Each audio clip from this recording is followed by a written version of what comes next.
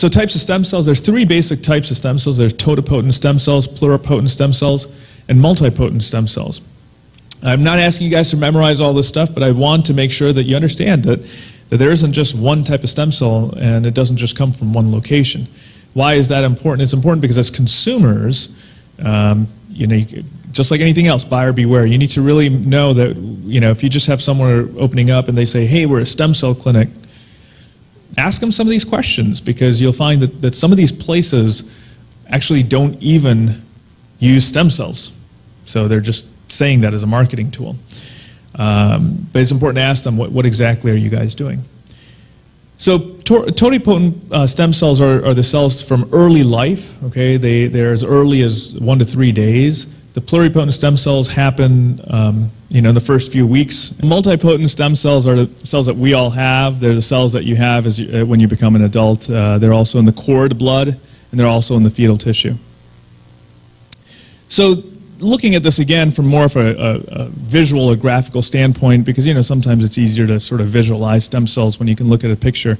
Totipotent stem cells, again, up in the front, right at the top there. So you have the fertilized egg. It kind of divides.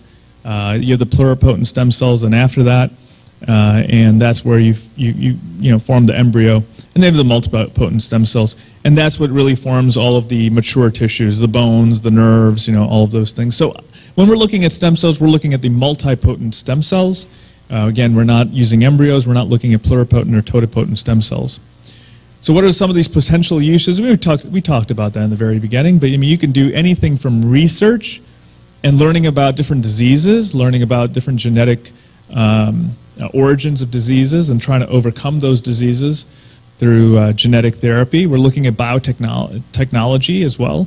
So that whole industry, and again, how can stem cells provide you know, biopharmaceutical products that could potentially cure diseases? And then cell-based therapies, things that we're already doing right now. Regenerative medicine, stem cells, and you know, for degenerative conditions that we're already treating now, a whole variety of them.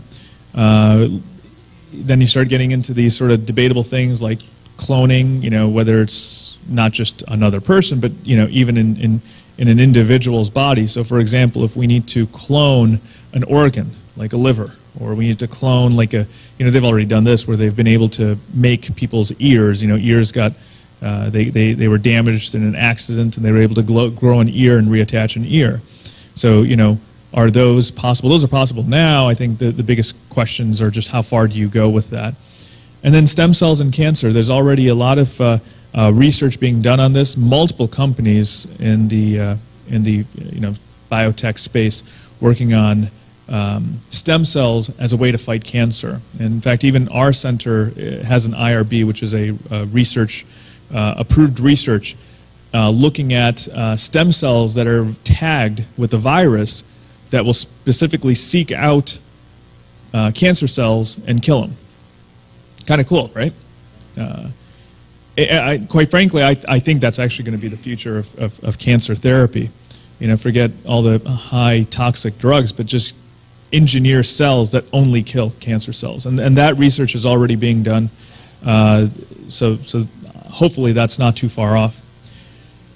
When we look at homologous cells, okay, that and tissue products, we're going to call them HCT/P. So when we look at those products, which really deal with, again, the growth factor products as well as some of these various stem cell products, we have to keep in mind that that whole industry is still not FDA approved.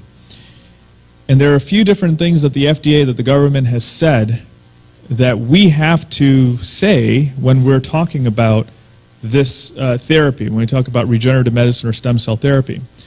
So there were two different sections that came out. There was Section 361 and Section 351, okay, as part of the statute that the FDA created. And those statutes differentiate between minimally manipulated tissues and cells of any kind, minimally manipulated tissues and cells that are intended for homologous use. And then also Section 351 says biologic products derived from other living material, whether it's human or microorganism, that's for some type of treatment or prevention of some type of disease. Now, Section 361 is where, you know, if we're any clinic or any physician or any company that's putting out stem cells is really abiding to Section 361. We're not yet allowed to do Section 351, which is where we're taking products from, you know, other microorganisms, other animals, and then growing them out, manipulating them, and then claiming that they're supposed to cure a disease. Okay, we're not there yet. So what you're seeing right now is places that do those things are taking it offshore. So they're going to like the Cayman Islands, or they're going to, you know, other places out of the United States to be able to provide those therapies. And it's not to imply that those therapies are good or bad or better or worse. It's just how the letter of the law currently.